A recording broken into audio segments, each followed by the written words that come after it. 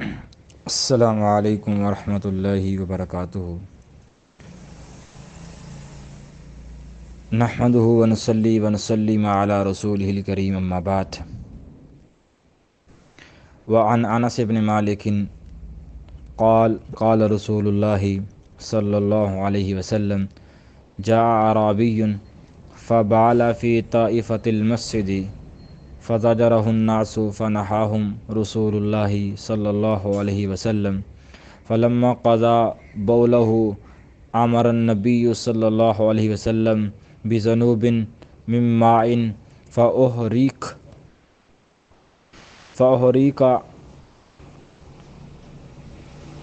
یہ جو روایت ہے متفق علیہ، یعنی کہ صحیح بخاری اور صحیح مسلم میں ہے۔ اس روایت کو بیان کرنے والے صحابی حضرت انس بن مالک رضی اللہ تعالی عنہ ہیں۔ ان کی جو پیدائش ہے وہ ہجرت سے 10 سال قبل یہ پیدا ہوئے، 612 عیسوی سال بنتا ہے، اور ان کی وفات 93 ہجری 93 ہجری میں ان کی وفات ہوتی ہے، اور ان سے جو روایات کی تعداد ہے وہ 2286، یعنی کہ 2286 ان کی حدیث کی تعداد ہے۔ اب یہ جو روایت ہے ہمارے سامنے کہ اگر کوئی جگہ ناپاک ہو جائے تو اس کو پاک کرنے کا کیا طریقہ ہے، یہ اس بات کی دلیل یہ روایت ہے جس کو حضرت انس بن مالک نے بیان کیا۔ کہتے ہیں کہ مسجد نبوی میں ایک دیہاتی بدو، یعنی کہ بستیوں میں رہنے والے، دیہات میں رہنے والوں میں سے کوئی ایک شخص مسجد نبوی میں آتا ہے۔ فبال فی طائفۃ المسجد، جاء اعرابی، ایک عرابی آتا ہے، فبالا وہ قضائے حاجت کرتا ہے، فی طائفۃ المسجد مسجد کے ایک کونے میں، فزجرہ الناس تو بس لوگ اس کو ڈانٹنے لگتے ہیں، فنہاہم تو بس اللہ کے نبی نے ان کو منع کر دیا، یعنی کہ فنہاہم رسول اللہ صلی اللہ علیہ وسلم، تو اللہ کے نبی الاسلام نے ان صحابہ کو منع کر دیا۔ فلما بس جب قضا اس نے مکمل کر لیا، بولہ اپنا پیشاب، امر نبی صلی اللہ علیہ وسلم حکم دیا اللہ کے نبی علیہ السلام نے، بذنوب ایک ڈول کا، من ماء پانی کا، فأحرق علیہ اور کہا کہ اس پانی کے ڈول کو اس قضائے حاجت پہ انڈیل دیا جائے، گرا دیا جائے، بہا دیا جائے۔ اب یہ روایت صحیح بخاری اور صحیح مسلم میں ہے۔ اس روایت کے راوی کے متعلق ہم نے بات کر لی۔ اب یہاں پہ جاء اعرابی کہ عرابی آتا ہے۔ اب ہم نے عرابی کی بات کی۔ ویسے تو قرآن پاک میں 3 قسم کے عرابیوں کا ذکر موجود ہے۔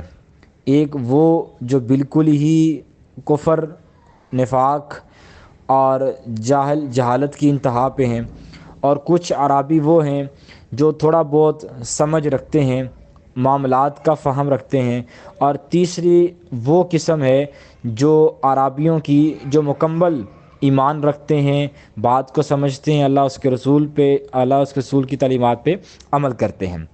تو یہ عرابی عمومی طور پہ شہروں کے مقابلے میں جو دیہات میں لوگ رہتے ہیں ان کے اوپر یہ لفظ بولا جاتا ہے۔ فبالا اس نے پیشاب کیا۔ اب بالا سے مراد یہ ہے کہ اس نے عمومی طور پہ انسان کی قضائے حاجت پہ 2 لفظ کا اطلاق ہوتا ہے، بول و براز، یعنی کہ انسان اگر پاخانہ کرتا ہے اس پہ براز کا لفظ، اگر انسان پیشاب کرتا ہے تو صرف بول کا لفظ بولا جاتا ہے۔ تو معنی کیا ہے کہ فبالا اس نے پیشاب کیا مسجد کے ایک کونے میں، کیونکہ صحابہ بیٹھے ہوئے تھے، اللہ کے نبی بیٹھے ہوئے تھے۔ تو فزجرہ الناس تو لوگوں نے اس بات کو برا سمجھا، یعنی کہ صحابہ اکرام نے، اور ڈانٹنا چاہا اس کو، کیونکہ مسجدوں میں پیشاب کون کرتا ہے، کیونکہ اسے علم نہیں تھا۔ فنہاہم تو اللہ کے نبی نے ان کو منع کر دیا۔ جب اس نے مکمل کر لیا تو صحابہ کو حکم دیا کہ آپ پانی کا ڈول لیں اور اس کے اوپر بہا دیں۔ اب اس سے یہ معلوم ہوتا ہے پہلا مسئلہ کہ اگر کوئی جگہ ناپاک ہو جائے تو اس کو پاک کرنے کے لیے جو پانی ہے اس کو استعمال کیا جا سکتا ہے، پانی اس جگہ پہ بہایا جا سکتا ہے، پانی کے ذریعے اس جگہ کو صاف کیا جا سکتا ہے۔ اگر مزید وہاں سے اسمیل نہ جاتی ہو تو کسی ایسے چیز کا بھی استعمال ہو سکتا ہے جس سے اس جگہ کی، مطلوبہ جگہ کی جو اسمیل ہے، بدبو ہے، وہ ختم ہو جائے۔ جیسا کہ عمومی طور پہ پخانہ، پیشاب، اس میں بدبو ہوتی ہے، تو بدبو کو ختم کرنے کے لیے کوئی اور چیز بھی استعمال کی جا سکتی ہے، اور آج کل تو بہت سی چیزیں مارکیٹ میں اویلیبل ہیں تو ان کا بھی استعمال ہو سکا ہے۔ لیکن چونکہ یہاں پہ پانی اصل میں طاہر بھی ہے، مطہر بھی ہے، پاک بھی ہے اور پاک کرنے والا بھی ہے، تو کسی ناپاک جگہ کو پاک کرنے کے لیے پانی کا استعمال کیا جا سکتا ہے۔ اسی مناسبت سے امام ابن حجر اس روایت کو کتاب الطہارہ میں لے کر آئے ہیں۔ اچھا، اس حدیث کو سمجھنے کے لیے، یہ حدیث ہمارے سامنے ہے، تو اس حدیث سے ہمیں کئی قسم کے مسائل جو ہے وہ اخذ ہو جاتے ہیں، کئی فوائد ہمیں سمجھ آتے ہیں۔ سب سے پہلے تو یہ بات سمجھ آتی ہے کہ مسجدیں پاک رکھنا یہ واجب ہے۔ اس لیے نبی کائنات صلی اللہ علیہ وسلم نے صحابہ کو پانی لا کے اس جگہ کو پاک کرنے کا حکم دیا، کیونکہ مساجد کو پاک رکھنا یہ اہل ایمان کے اوپر فرض ہے اور ضروری ہے۔ دوسری یہاں سے مسئلہ یہ ثابت ہوتا ہے کہ مسجد کے اندر، یعنی کہ جہاں پہ نماز پڑھی جاتی ہے، نماز پڑھنے والی جگہ پہ یا وہ حصہ جو مسجد کے لیے خاص ہو چکا ہو، وہاں پہ پیشاب کرنا یا پخانہ کرنا یہ حرام ہے۔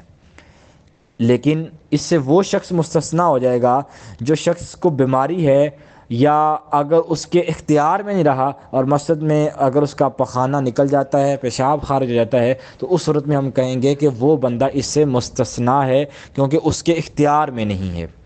تو یہ عمومی طور پہ حکم یہ ہے کہ وہ حرام ہے۔ تیسرا مسئلہ اس سے یہ ثابت ہوتا ہے کہ جو منکر ہے، یعنی کہ منکر سے مراد یعنی کہ جو برائی ہے، یہاں سے میں برائی پر انکار جو ہے وہ بلا تاخیر کرنا چاہیے۔ مثال کے طور پہ آپ کہیں گے کس طرح؟ اگر آپ کسی کو گناہ کرتا دیکھیں تو فوری طور پہ اس کو ٹوک دیں، روک دیں اور بتا دیں کہ بھائی آپ یہ کام گناہ کا کر رہے ہیں۔ اس لیے صحابہ نے فزجرہ الناس سے ہم نے استدلال کریں گے تو اللہ کے نبی کے صحابہ نے فوری طور پہ ان کو ڈانٹا، یعنی کہ روکنا چاہا۔ ایک بات۔ چوتھی بات یہاں سے یہ ثابت ہوتی ہے کہ اگر وقتی طور پہ، یعنی کہ آپ کو لگے کہ برائی کو روکنے میں تاخیر ہو سکتی ہے مصلحتاً، تو کی جا سکتی ہے۔ اس لیے اللہ کے نبی اسلام نے صحابہ کو منع کر دیا کہ آپ اس کو روکیں نہیں، بلکہ اس کو کام کرنے دیں۔ پہلے ہم نے یہ ثابت کیا کہ برائی کو فوری طور پہ روکنا چاہیے، جیسے ہی آپ دیکھیں ہاتھ سے روکیں، زبان سے روکیں، یا اس کو دل سے برا جان لیں، آخری جو ایمان کا درجہ ہے۔ لیکن اگر مصلحت ہو تو اس میں تاخیر بھی ہو سکتی ہے، اس لیے اللہ کے نبی علیہ السلام نے کیا کیا؟ اس کو، صحابہ کو منع کر دیا۔ جب اس نے اپنا مکمل قضاء حاجت کر لی تو پھر اللہ کے نبی نے صحابہ کو پانی اڈیلنے کا حکم دیا۔ اچھا، اس میں ایک اور بات مسئلہ ثابت ہوتا ہے کہ زمین جو ہے وہ پانی سے پاک ہو جاتی ہے، پانی سے پاک ہو جاتی ہے۔ کیوں؟ کیونکہ پانی کے اندر یہ خصوصیت ہے کہ وہ طاہر بھی ہے، وہ مطہر بھی ہے۔ اس سے ایک اور مسئلہ ثابت ہوتا ہے کہ مساجد کی جو تطہیر ہے، یعنی کہ ان کو پاک کرنا ہے، جو ہمارے اوپر فرض ہے، یہ فرض عین نہیں ہے، فرض کفایہ ہے۔ یعنی کہ مثال کے طور پہ ایک محلے میں 100 بندہ ہے، تو یہ 100 بندے کے ہر بندے پہ اس مسجد کی صفائی فرض نہیں ہے، بلکہ یہ فرض کفایہ ہے۔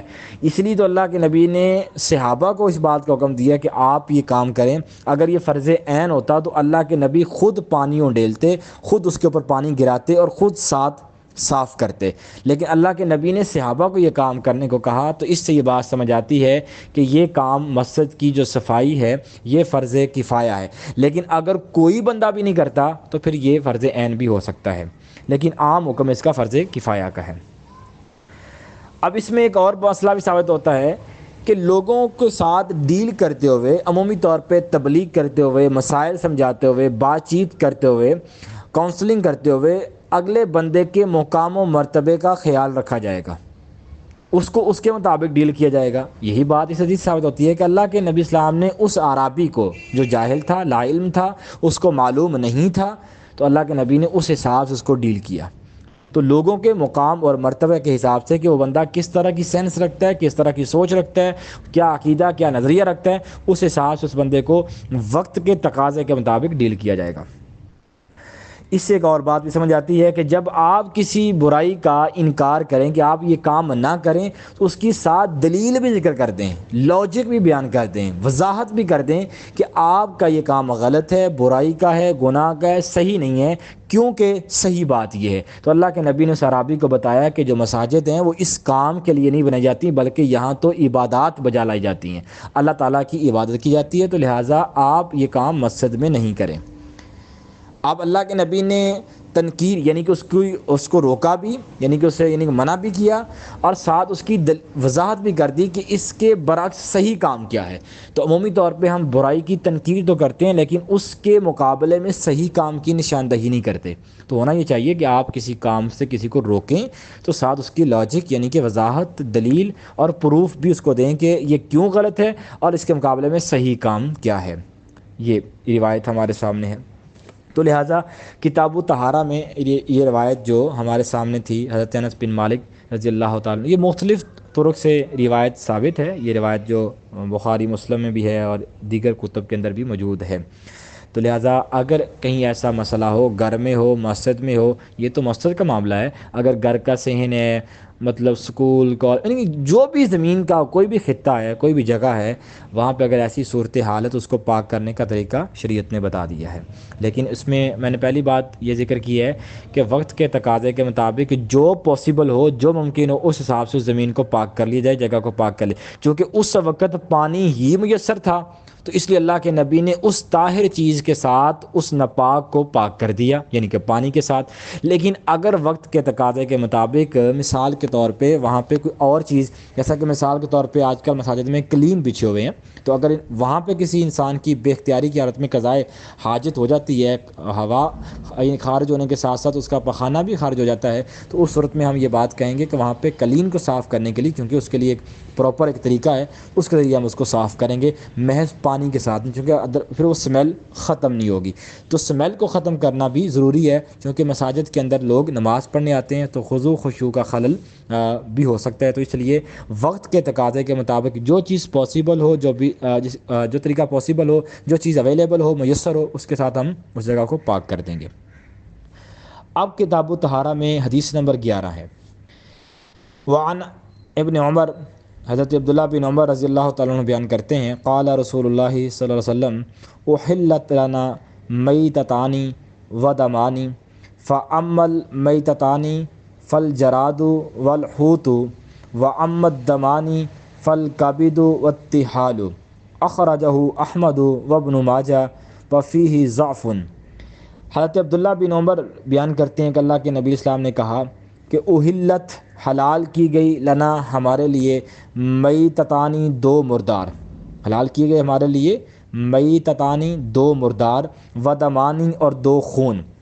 فاما المیتتانی جو دو مردار ہیں، فالجراد اس ٹڈی، والحوت اور مچھلی، واما الدمانی اور جہاں تک دو خون کی بات ہے، فالکبد تو اس سے مراد کبد کو یہاں پہ جو منع کیا گیا ہے اللہ کے نبی اسلام کی حدیث کے مطابق، تو فرمایا یہاں سے مراد ٹڈ ہے، اور والطحال اور تلی ہے، کلیجی اور تلی ہے۔ فالکبد یہاں سے مراد کلیجی، والطحال اور اس سے مراد تلی ہے۔ اب اخرجہ احمد، اس روایت کو بیان کیا امام احمد نے، وابن ماجہ اور ابن ماجہ نے، اور اس روایت میں ضعف ہے۔ اب حوت سب سے پہلے صحابی کا تعارف پہلے ہو چکا ہوا ہے، اب اس میں حوت بولا گیا ہے تو حوت کہتے ہیں سمندر یعنی کہ مچھلی کو، اور یہ سمندر کی تمام قسم کی مچھلیوں کو شامل ہے۔ حوت یعنی کہ مچھلی یہ تمام قسم کی مچھلیوں کو شامل ہے، وہ حلال ہے۔ جراد یہ اس میں جمع ہے، یہ اس میں جمع ہے۔ ویسے صاحب منجد نے جو بات لکھی ہے اس کے بقول جرادتن یعنی کہ جرادتن کی جمع ہے، یہ الجراد جو یہاں پہ استعمال ہوا ہے یہ جرادتن کی جمع ہے، تو ٹڈی کہتے ہیں۔ یعنی کہ یہ دو مردار، اگر مچھلی کو ہم نے پہلے بات کر چکے ہیں، پہلی حدیث کے اندر ہم نے تفصیل سے بات کی۔ اب ٹڈی کی بات ہے تو ٹڈی بھی اگر مر جاتی ہے بنا ذبح کیے ویسے مر جاتی ہے تو وہ مسلمانوں کے لیے حلال ہے، اس کو کھایا جا سکتا ہے۔ ہم آگے بات کرتے ہیں تفصیل سے۔ الکابد کلیجی اور اتحال تلی، یعنی کہ یہ کئی اعتبار سے کلیجی کے مشابہ خون کا ایک دوتڑا ہوتا ہے جو عمومی طور پہ معدے کے ساتھ چپکا ہوتا ہے۔ تو یہ دو خون مسلمانوں کے لیے حلال ہیں، کلیجی اور تلی۔ اب یہ چار چیزوں کو بیان کیا ہے۔ عمومی طور پہ مردار حرام ہے، اور عمومی طور پہ جو خون ہے وہ بھی نجس ہے، یعنی کہ وہ حرام ہے، لیکن مردار میں سے دو چیزوں کو مستثنیٰ کر دیا اور خون میں سے دو چیزوں کو مستثنیٰ کر دیا، وہ ہم آگے بات کرتے ہیں۔ سب سے پہلے اب ہم بات کریں گے اوہلت لنا کی تحقیق، کہ جب یہ لفظ اوہلت لنا یعنی کہ یا اس طرح کے جو مشابہ الفاظ بولے جاتے ہیں تو مراد کیا ہوتی ہے۔ اس کے 3 سٹیپس ہیں۔ پہلا سٹیپ یہ ہے اوہلت لنا، ایک لفظ یہ ہے، اوہل لنا دوسرا لفظ، یا امرنا تیسرا لفظ، یا نہینا یہ چوتھا لفظ۔ اوہلت لنا یا اوہل لنا یہ لفظ بولا جائے کہ ہمارے لیے یہ چیز حلال کر دی گئی، امرنا یا ہمیں حکم دیا گیا، نہینا یا ہمیں منع کیا گیا۔ اگر تو یہ الفاظ یہ کلمات اللہ کے نبی علیہ السلام بولیں تو پھر اس سے فاعل جو ہے وہ اللہ تعالیٰ کی ذات مراد ہوگی۔ مطلب یہ ہے کہ اللہ تعالیٰ نے ہمیں اس بات کو حکم دیا ہے، اللہ نے اس بات کو منع کیا ہے، تو فاعل اللہ کے نبی نہیں بلکہ اللہ تعالیٰ کی ذات ہوگی۔ اگر یہ کلمات صحابی رسول بولے تو پھر فاعل اللہ کے نبی علیہ السلام ہوں گے، کہ اللہ کے نبی نے ہمیں یہ بات منع کی، اللہ کے نبی نے یہ کام کرنے کا حکم دیا، اللہ کے نبی نے ہمارے لیے چیز حلال کی، اللہ کے نبی صلی اللہ علیہ وسلم نے ہمارے لیے چیز حرام کی۔ لیکن تیسرا سٹیپ، اگر یہ جو الفاظ ہیں یہ تابعی بولے گا، تابعی اسے کہتے ہیں جس نے ایمان کی حالت میں صحابی سے ملاقات کی ہوتی ہے اور ایمان کی حالت میں فوت ہوا ہوتا ہے، تو یہ الفاظ اگر تابعی بولتا ہے تو پھر اس کی روایت کے مرفوع مرسل یا موقوف متصل ہونے میں علماء کا اختلاف ہے۔ بعض علماء یہ کہتے ہیں کہ وہ روایت جو ہے وہ موقوف متصل ہے، یعنی اس کی سند، کیونکہ اس نے باضابطہ یہ بات اللہ کے نبی کے صحابی سے سنی ہوتی ہے تو لہٰذا ممکن ہے کہ اس کی روایت صحابی سے اس نے سنی ہے، اس لیے اس نے اللہ کے نبی کا الفاظ بول دیے ہیں، تو یہ موقوف متصل ہے، یعنی کہ ایسی موقوف ہے جس کی سند کے اندر کوئی مسئلہ نہیں ہے۔ بعض علماء یہ کہتے ہیں کہ یہ روایت مرفوع مرسل ہے، کیونکہ تابعی جو ہے وہ درمیان میں صحابی کا واسطہ بیان کیے بغیر ڈائریکٹ کہتا ہے کہ ہمیں اللہ کے نبی نے یہ کام کرنے کا حکم دیا، کیونکہ صحابی کا واسطہ چھوڑا تو تابعی کی تو ڈائریکٹ ملاقات ثابت ہی نہیں ہے، نہ اس نے اللہ کے نبی کا دور دیکھا، نہ سنا، نہ وہاں گیا، تو یہ کیسے کہہ سکتا ہے؟ لیکن اس نے کسی صحابی کو سنا، لیکن صحابی کا واسطہ چھوڑ دیا تو پھر وہ روایت جو ہے وہ مرفوع مرسل ہو گئی۔ اب یہ یہاں پہ اس کی تحقیق تھی، تو صحیح بات تو یہی معلوم ہوتی ہے کہ یہ روایت جو ہے وہ مرفوع مرسل ہی یہ کہلائے گی۔ اب اس میں صحابی رسول نے یہ جو بات کہی کہ خون جو ہے، خون سے مراد جو ہے 2 مردار ہیں وہ حرام ہیں، مگر 2 مردار میں مچھلی اور ٹڈی جو ہے یہ حلال ہے، اور خون حرام ہے لیکن ان 2 خونوں میں کلیجی اور تلی جو ہے یہ حلال ہے، اس کے لیے مسلمانوں کے لیے کھا سکتے ہیں۔ اس میں یہ بات سمجھیں کہ اب یہاں پہ سوال پیدا ہوتا ہے کہ یہ حلال کیوں کیے گئے؟ اس کا پہلا جواب یہ ہے کہ اللہ کے نبی نے کیے، ہمارا ایمان ہے، ہم اس کو تسلیم کریں گے، سیدھا اور آسان جواب یہ ہے۔ کچھ اس کی حکمتیں بھی موجود ہیں حدیث مبارکہ کے اندر، یعنی کہ جیسا کہ خون اگر ہم جانور ذبح کرتے ہیں تو جانور ذبح کرنے کے بعد جو خون ہوتا ہے وہ بہہ جاتا ہے، تو بہہ جانے کے بعد جو خون جانور کے اندر بچ جاتا ہے تو وہ حلال ہوتا ہے، اس کے اگر وہ گوشت کے ساتھ بھی ہے تو کوئی مسئلہ نہیں ہے۔ اب ٹڈی جو ہے اس کے اندر بہنے والا خون ہوتا ہی نہیں ہے جس کے اندر نجاست وغیرہ ہو، تو لہذا ہم اس لیے کہتے ہیں کہ یہ ٹڈی ویسے بھی مر جائے تو ہم اس کو کھا سکتے ہیں، وہ ہمارے لیے حلال ہے۔ اب سوال یہ جو حل ہونے والا ہے کہ ابن حجر رحمہ اللہ اس روایت کو یہاں کیوں لے کے آئے ہیں؟ اگر دیکھا جائے تو یہ روایت کتاب الاطعمہ میں ہونی چاہیے تھی، یعنی کہ کھانے پینے کے باب میں ہونی چاہیے تھی، لیکن اس کو کتاب الطہارہ میں لے کے آئے ہیں۔ اس باب میں لانے کی جو مناسبت ہے، وجہ ہے، وہ یہ ہے کہ عمومی طور پہ جو نجس ہے وہ حرام ہوتا ہے، حلال پاک ہوتا ہے۔ تو جب نجس حرام ہے تو اس میں سے اللہ کے نبی نے دو چیزوں کو حلال کر دیا، تو حلال کیا ہے؟ وہ پاک بھی ہے۔ تو اس لیے پھر ابن حجر اس روایت کو کتاب الطہارہ میں لے آئے۔ اب کتاب الطہارہ میں یہ روایت اس کی ابن حجر رحمہ اللہ نے آخر میں لکھا ہے کہ اس کو ضعیف کہا گیا ہے۔ اب اس کا حکم کیا ہے؟ اب دیکھیں، اس کا حکم یہ ہے، جو روایت ہمارے سامنے موجود ہے، اس کو ضعیف کہا گیا ہے۔ مرفوعاً تو یہ روایت ضعیف ہے، اس کی سند میں کہ اللہ کے نبی تک سند نہیں جاتی، لیکن ابن حجر نے اس کو ضعیف کہا ہے۔ محدثین کی دیگر جماعت نے اس روایت کو مرفوعاً صحیح کہا ہے۔ مرفوع ہم اس سند روایت کو کہتے ہیں جس کی سند صحابی رسول تک بس پہنچتی ہو۔ تو اس روایت کی سند صرف اللہ کے نبی تک نہیں بلکہ عبداللہ بن عمر تک پہنچتی ہے، اللہ کے نبی تک نہیں پہنچتی، تو یہ روایت مرفوع کہلائے گی۔ لیکن وہ روایت مرفوع جس میں صحابی کا ذاتی اجتہاد کی گنجائش موجود نہ ہو، وہ محدثین کے ہاں مرفوع حکماً، یعنی حکماً وہ مرفوع ہو جاتی ہے، یعنی کہ جس کی سند اللہ کے نبی تک جاتی ہو۔ مرفوع اس روایت کو کہتے ہیں جس کی سند اللہ کے نبی تک پہنچتی ہو، موقوف اس کو کہتے ہیں کہ جس کی سند صحابی رسول تک پہنچتی ہو۔ تو یہ روایت اصلاً تو موقوف ہے لیکن حکماً مرفوع ہے، کیونکہ صحابی نے کہا کہ احلت لنا، تو اب صحابی کسی چیز کو اپنی طرف سے حلال یا حرام نہیں کر سکتا، یقیناً اس نے یہ بات اللہ کے نبی سے سنی، تو پھر اس لیے اس نے اللہ کے نبی سے یہ روایت بیان کی ہے، لیکن یہاں چونکہ ذکر نہیں ہوا تو اس لیے ہم اس روایت کو سند کے اعتبار سے موقوف اور حکم کے اعتبار سے اس روایت کو مرفوع کہیں گے کہ صحابی کی نے یہ الفاظ اللہ کے نبی سے سنے، کیونکہ صحابی کے پاس تو اختیار ہی نہیں کسی چیز کو حلال اور حرام کرنے کا۔ اب اس میں کچھ مسائل ہیں وہ سمجھنے والے ہیں کہ مثال کے طور پہ ہم نے بات کی کہ خون یہ حرام ہے، لیکن دو خون اس میں مستثنیٰ ہو گئے، الگ کر دیے، وہ ہمارے لیے حلال ہیں، کلیجی اور تلی۔ اور مردار حرام ہے لیکن اس میں دو مردار حلال کر دیے، مچھلی اور ٹڈی۔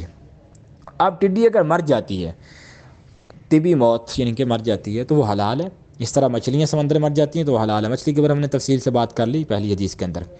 اب یہاں پہ بات سمجھنے کے لائق یہ ہے کہ بعض اوقات ٹڈی کو کسی سپرے یا زہریلے مادے سے مارا جاتا ہے، جیسے کہ عمومی طور پہ فصلوں پہ یہ بیٹھتی ہیں ٹڈیاں جو ہیں۔ اب وہاں پہ اگر کسان یا کوئی شخص جو ہے سپرے کر کے ان کو مار دیتا ہے، تو اس کے کیا حکم ہے؟ اس کا حکم ہے، اس میں کچھ علماء کا اختلاف ہے کہ اگر تو اس کے سپرے یا کسی ایسے زہریلے کیمیکل سے اموات ہوئی یا ٹڈیوں کی، تو پھر اس کے کھانے میں انسانی صحت میں ضرر آئے گا، نقصان ہوگا، تو اجتناب کیا جائے۔ لیکن اگر ٹڈیاں طبی موت یعنی کہ ویسے مر جاتی ہیں تو پھر وہ مسلمانوں کے لیے حلال ہے، اس کو کھایا جا سکتا ہے۔ ایک چیز، دو چیزیں ہم نے بات کر لی۔ تیسری چیز یہ ہے کہ حلت و حرمت کا اختیار اللہ کے پاس ہے۔ اللہ نے کسی چیز کو حلال کیا، اللہ نے کسی چیز کو حرام کیا، اور نبی کائنات نے بھی اللہ کے حکم سے کسی چیز کو حلال کیا ہے اور اللہ کے حکم سے کسی چیز کو حرام کیا ہے، کیونکہ حلت و حرمت کا براہ راست اللہ کے نبی کے پاس اختیار نہیں ہے۔ اور اس کے علاوہ یہ چیزیں ہمارے سامنے ہیں۔ عمومی طور پہ ایسی جگہوں میں اگر ہمارا واسطہ پڑتا ہے یہ چیزوں کا، کراچی کے اندر یہ لوگ ٹڈی بہت کھاتے ہیں۔ کچھ ایک دو سال کرونا کے دنوں کی بات ہے کہ وہاں پہ کراچی میں اس کا ایک عذاب کی صورت میں یہ ٹڈیاں جو ہے وہ آئیں اور لوگوں نے وہاں پہ بریانی بنا کے کھائی، تو پنجاب کے لوگوں نے سوال کرنا شروع کر دیا کہ یہ ٹڈی جو ہے اس کی بریانی یا اس دیگر چیزیں کھانا جائز ہے یا نہیں، حلال ہے کہ نہیں۔ اب وہاں پہ چونکہ یہ عام ہے، لوگ کھاتے ہیں، اور لیکن ہمارے ہاں اس طرح وہ کھانوں میں شامل نہیں ہیں، ہم اس کو کراہت بھی کئی محسوس کرتے ہیں۔ تو کسی کی کراہت سے کوئی چیز حرام یا حلال نہیں ہوتی، تو لہٰذا اگر یہ چیز کہیں پہ موجود ہے، اگر کوئی پسند کرتا ہے تو کھا سکتا ہے، لیکن شرعاً اس کا حکم جو ہے وہ حلال کا ہے، اس کو کھایا جا سکتا ہے۔ تو اس میں ایک اور مسئلہ بھی ہے کہ خون جو ہے اس میں نجاست ہوتی ہے، اس لیے حرام ہے۔ لیکن اللہ کے نبی نے 2 خونوں کو حلال کر دیا۔ مردار میں نجاست ہے اس لیے حرام ہے، لیکن 2 مردار امت کے لیے حلال کر دیے، مچھلی اور ٹڈی۔ تو یہ تھی ہمارے پاس حدیث نمبر 10 اور حدیث نمبر 11، اس میں حضرت انس بن مالک کی روایت اور حضرت عبداللہ بن عمر کی روایت ہمارے سامنے ہے۔ تو یہ کتاب طہارہ میں، باقی انشاءاللہ جو اگلی روایات ہیں اس پہ ہم آگے بات کریں گے انشاءاللہ ایک نئے ٹاپک کے ساتھ۔ تو ان روایات کو دیکھیں، سننے کے بعد لکھیں، نوٹس بنائیں، یاد کریں، پوائنٹس دیکھیں، کچھ سوال ہو تو آپ اس کو جو ہے وہ سوال لکھ کے گروپ کے اندر یا ویسے بھی اس کو پوچھ سکتے ہیں، پھر انشاءاللہ اگلے سیشن میں ہم ان سوالات کے جوابات بھی دے دیا کریں گے۔